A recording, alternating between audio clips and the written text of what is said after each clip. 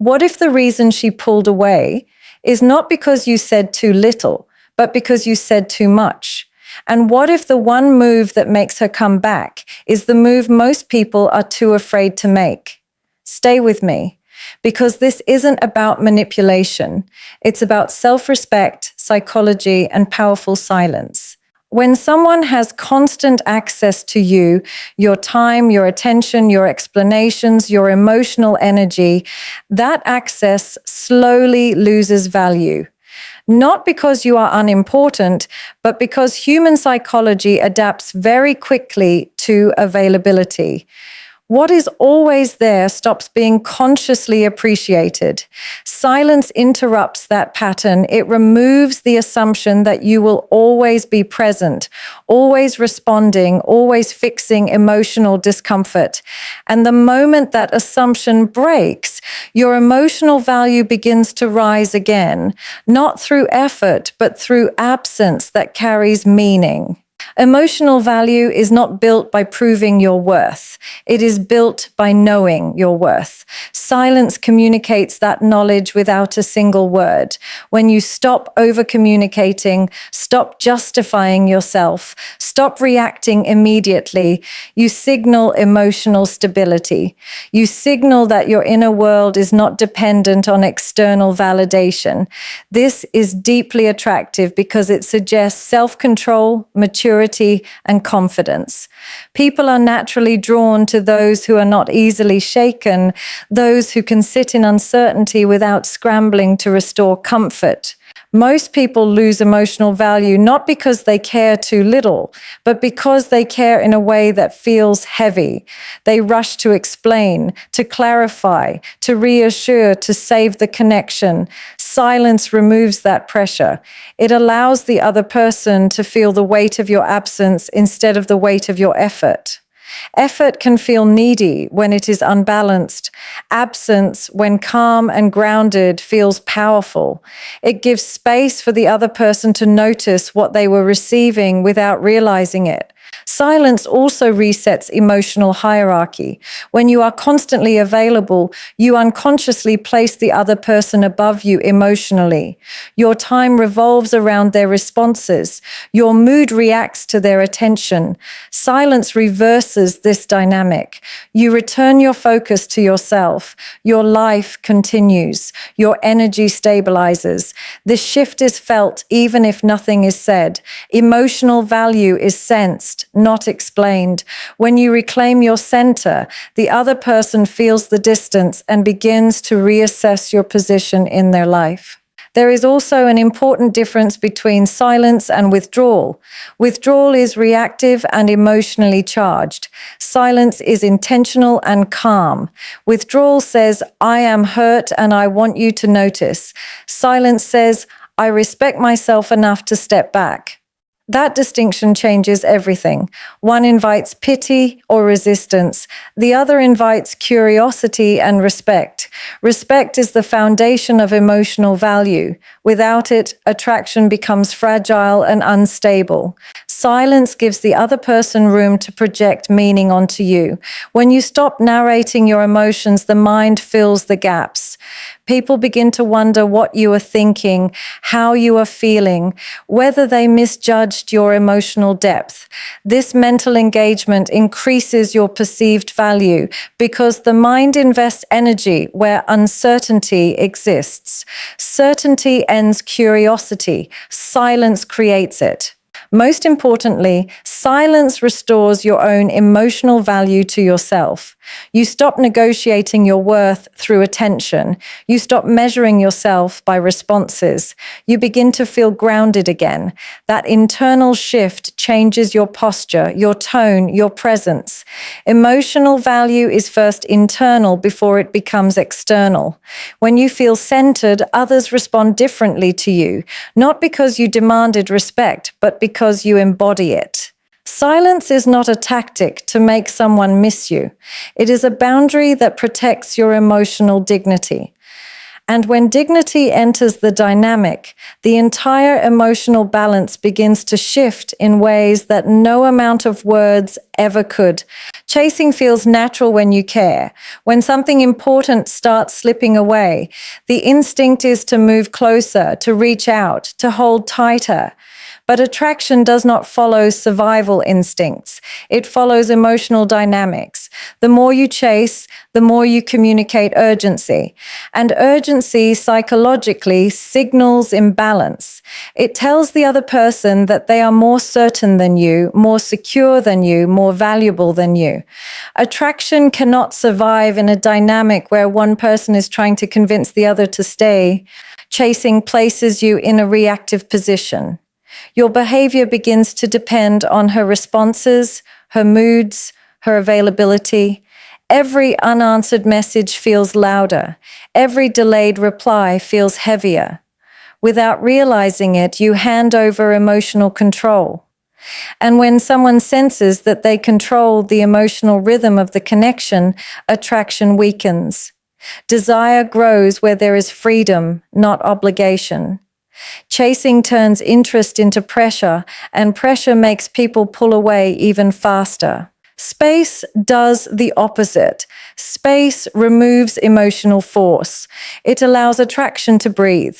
When you stop chasing, you stop trying to manage the outcome. You no longer attempt to correct every misunderstanding or soothe every distance. This creates emotional neutrality, which is often mistaken for indifference. But neutrality is powerful. It signals that you trust the natural flow of connection rather than forcing it. Trust is attractive because it implies inner stability. Attraction thrives on polarity. Chasing collapses polarity because it makes everything predictable. The other person knows you will reach out, knows you will explain, knows you will try again. There is no mystery, no emotional tension, no room for longing. Space restores polarity by reintroducing uncertainty. Not uncertainty through games, but through self-direction. Your energy is no longer centered on her reactions. It is centered on your own life. That shift alone changes how you are perceived. Space also allows emotions to surface naturally. When you chase, you interrupt emotional processing. You give reassurance before the other person even feels the absence. You fill silence before it has time to speak. Space allows feelings to rise. Missing someone requires distance. Appreciation requires absence. Reflection requires quiet. Without space, none of these emotional processes can occur. What feels like doing nothing is actually allowing psychology to work in your favor. Chasing often comes from fear of losing, fear of being forgotten, fear of not being enough. Space comes from self-trust. It says, I am willing to let things unfold without forcing them. That willingness is rare. And rarity increases value. When someone notices that you are not panicking, not chasing, not demanding clarity, it challenges their assumptions. They begin to question whether they underestimated your emotional strength.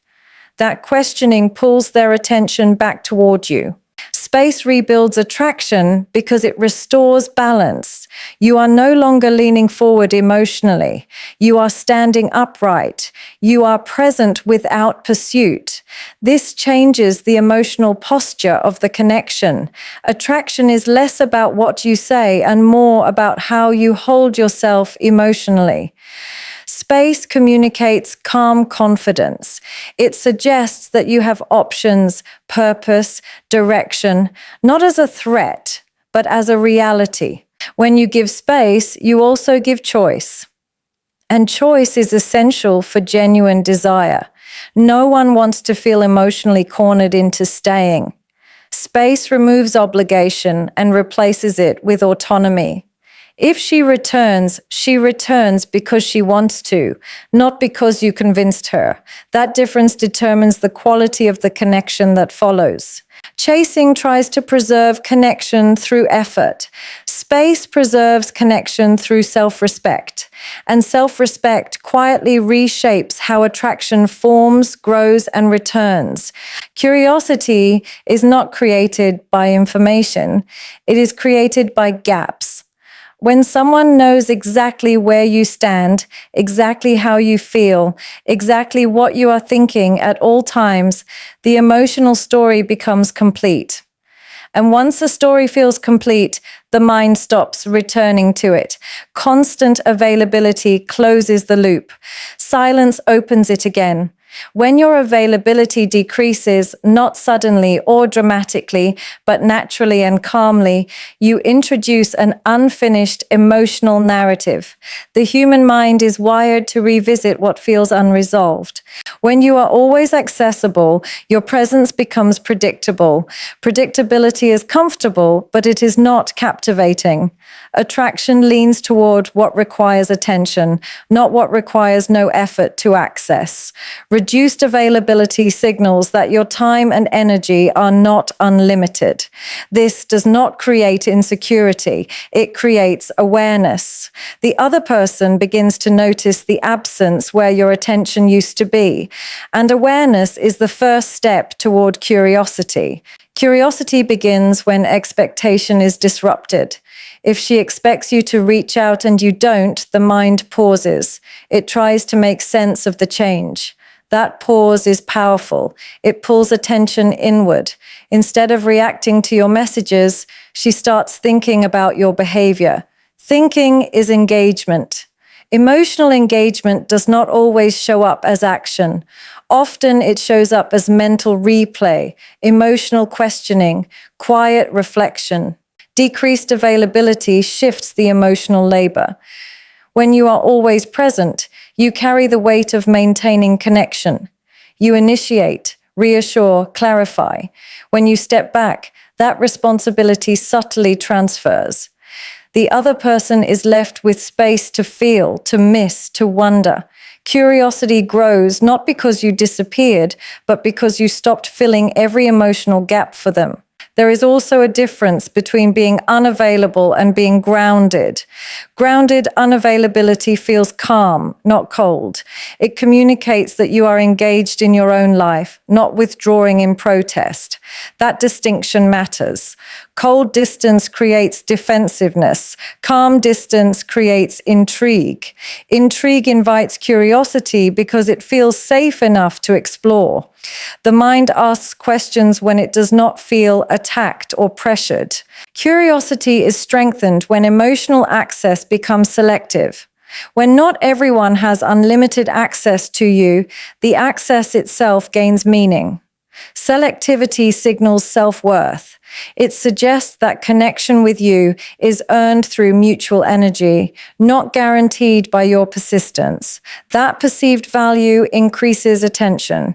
Attention naturally follows what feels valuable and limited. Reduced availability also breaks emotional dependence cycles. When someone is used to your constant presence, they may not consciously appreciate it. But when it softens, the emotional system recalibrates. She may start noticing small things, your absence during moments where you used to respond, the quiet where your reassurance once lived. These moments accumulate. Curiosity deepens because the emotional environment has changed. The mind fills silence with imagination. When you are not explaining yourself, not justifying your distance, not narrating your emotions, imagination steps in. Imagination often amplifies feelings far more than reality ever could. She may begin to wonder if you have moved on, grown, detached, or become emotionally stronger. Each interpretation keeps you mentally present, even while you are physically or emotionally less available.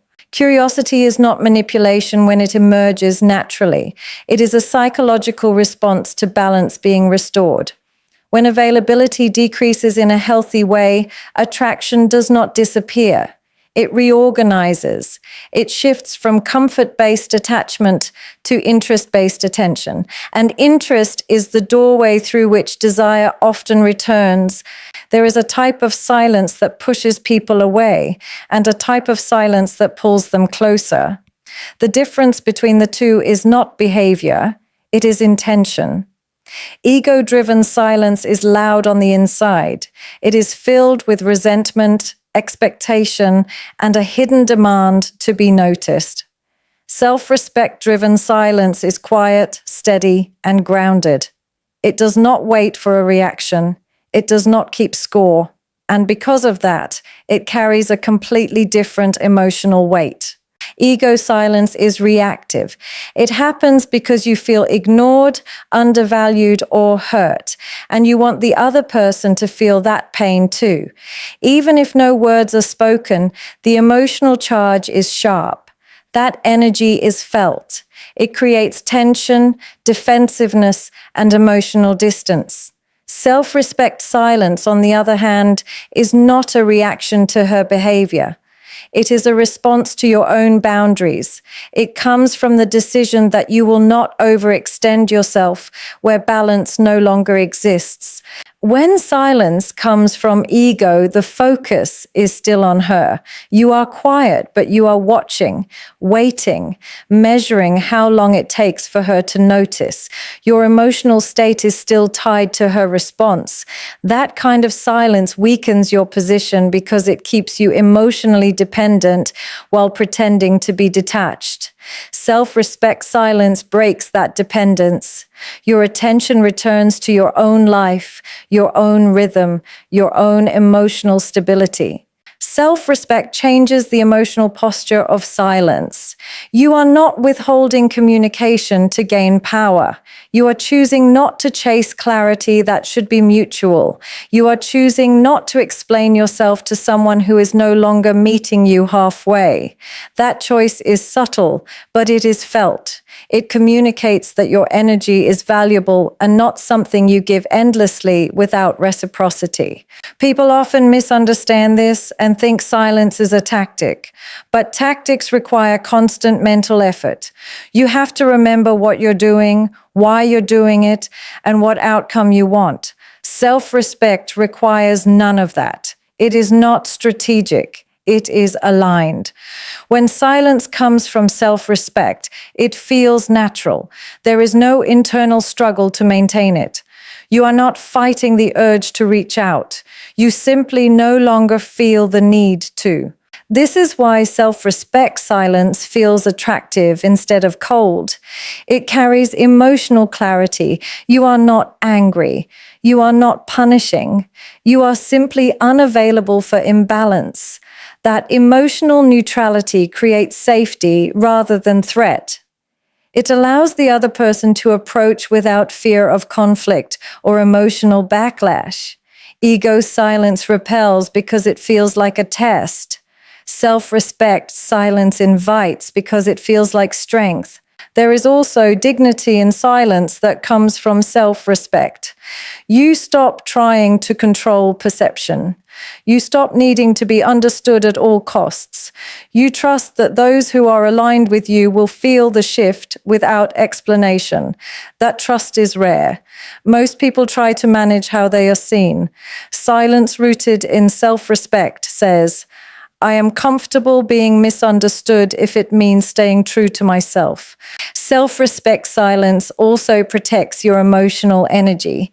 You no longer pour effort into places where it is not matched. That conservation of energy changes you internally. You become calmer, more grounded, more centered.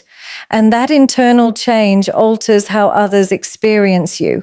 Your presence feels solid rather than reactive. Solid energy does not chase, it attracts. When she senses that your silence is not an attempt to provoke, but a reflection of inner stability, it creates cognitive dissonance. She may have expected emotional pursuit, frustration, or explanation. Instead, she encounters calm. That calm forces reassessment, not of your feelings, but of your character. Character is far more compelling than emotional noise. Self-respect silence does not guarantee return. And that is precisely why it is powerful. It is not conditional. It exists regardless of outcome. Whether she comes back or not, you remain aligned with yourself. And alignment is the foundation of real confidence, real attraction, and real emotional power. One of the most misunderstood truths about human connection is this: people do not miss how much you tried. They miss how they felt when they were with you. Effort feels logical to the one giving it, but feelings are what stay with the one receiving. You can explain yourself endlessly, show up consistently, sacrifice your time and energy, and still not be missed if the emotional experience becomes predictable or overwhelming. Missing someone is an emotional response, not a moral reward for good behavior. Effort often becomes invisible over time. When you give too much, too often, it blends into the background of the relationship. It becomes expected rather than appreciated. The other person stops associating your presence with a distinct emotional feeling and starts associating it with reliability. Reliability is valuable, but it does not automatically create longing. Longing comes from contrast, from the shift between presence and absence, from the difference between how life feels with you and how it feels without you. People miss the way you made them feel understood without trying to convince them. They miss the calm they felt around you. They miss the lightness, the laughter, the emotional safety. Those feelings are subtle, but they imprint deeply. When effort becomes excessive, it can overshadow those feelings. The connection turns into problem solving instead of experiencing. Conversations become about reassurance instead of resonance. The emotional tone changes, and without realizing it, the feeling they once associated with you fades. Silence brings feelings back into focus. When you stop trying, stop explaining, stop fixing, the emotional memory resurfaces. The mind stops processing your effort and starts remembering your presence. Effort requires attention in the moment, but feelings replay themselves in absence. That is why someone can leave a connection and only later realize what they lost. Not because you convinced them, but because the emotional imprint finally had space to emerge. There is also an important distinction between emotional giving and emotional performing. Performing looks like constant availability, constant reassurance, constant emotional labor. Giving looks like shared moments that feel real and effortless. People do not miss performances, they move on from them, but they miss authenticity because it cannot be replaced easily. Silence strips away performance and leaves only memory, and memory is where feelings live. When you keep trying, you keep the emotional environment active. There is no quiet for reflection. There is no emotional withdrawal for comparison. Silence creates that comparison. It allows the other person to experience the emotional difference between having access to you and not having access to you. That difference highlights feelings far more clearly than any conversation ever could. People often believe that if they stop trying, the connection will disappear. In reality, what disappears is noise. And when noise fades, emotional truth becomes louder. If the connection was built on genuine feeling, silence amplifies it. If it was built on habit or convenience, silence exposes that too. Either way, effort was never the deciding factor. Feeling was. Effort also has a way of shifting power when it is unbalanced. The one who tries harder often becomes less emotionally valued, not because they are unworthy, but because emotional dynamics respond to equilibrium. When you pull back your effort, you restore balance. That balance allows the other person to step into their own emotional role. And when they do, they may finally feel what they were passively receiving before. Missing is not logical. It does not come from understanding your intentions or appreciating your sacrifices. It comes from emotional absence being felt. Silence allows that absence to be felt fully. And once feelings are felt, they cannot be unseen or undone. That is why effort rarely brings someone back, but emotional memory often does. There is a deep psychological shift that happens when you stop trying to control outcomes. Most people confuse attachment with effort, believing that holding on tighter increases the chances of keeping something meaningful. But what truly belongs to you does not require force to stay. Force creates resistance. Allowing creates alignment. When you stop pushing, pulling, and managing emotional outcomes, you give reality the space to reveal what is naturally drawn to you and what was only staying out of convenience or fear. Forcing connection keeps you emotionally entangled in anticipation. You are always waiting for a response, a sign, a shift. Your nervous system stays alert, scanning for reassurance. That state weakens your presence. Even if nothing is said, the emotional energy feels restless. When you release the need to force, your system settles. You become grounded.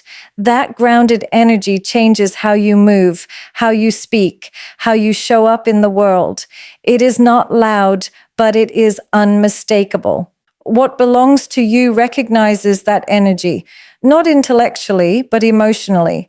There is an unconscious pull toward emotional stability. People are drawn to those who feel whole within themselves. When you stop chasing alignment and start embodying it, you become a point of emotional gravity. This is not about waiting passively. It is about living fully without placing your emotional center in someone else's hands. Letting go of force also removes fear-based attachment. Fear makes people cling. Clinging distorts perception. You start tolerating imbalance, misreading signals, and ignoring your own boundaries. When you stop forcing, fear loses its grip. You begin to see things clearly. You notice whether energy is mutual or one-sided. That clarity protects you, and protection of self is a form of strength that others feel instinctively. There is a paradox here that most people struggle to accept. The moment you become okay with losing someone, you become someone worth choosing, not because you are threatening to leave, but because you are no longer negotiating your worth.